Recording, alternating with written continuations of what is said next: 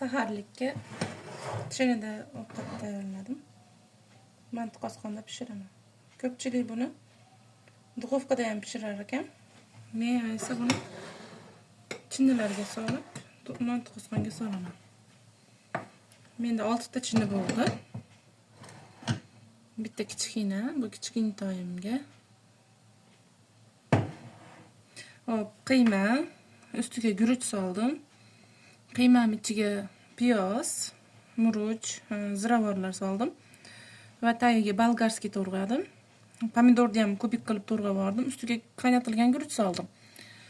Va yarimtadan pomidor solib, tuxum chaqdim. Endi bunga ozgina tuz sepib,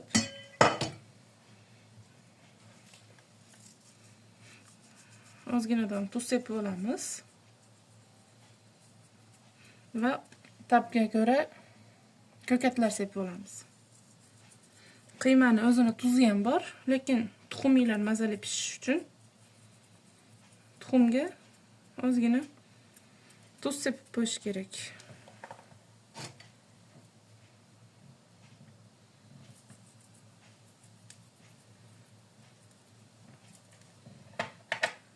Va ozgina ilaveramiz. Tuzni aralashtiramiz.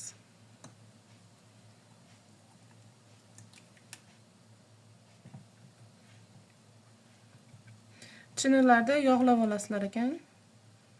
Xohlasanglar sariyog' bilan, xohlasanglar pista yog'i bilan.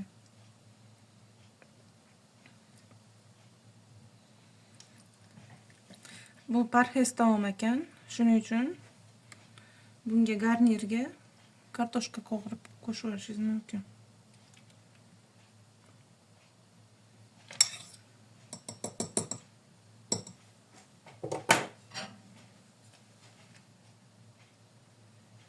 Hammasiga ham ko'kat sepmayman, sababi kichkintoylar ko'kat yoqtirmaydi. Bu Gulira'niki, bu Muhammad Aliniki kichkinasi. Ko'katlarni sepib, endi mantiq qozonga qo'yib olamiz. Pishloq solish esimdan chiqibdi. Eriydigan pishloqdan qirg'ichdan chiqarib betiga solib olamiz.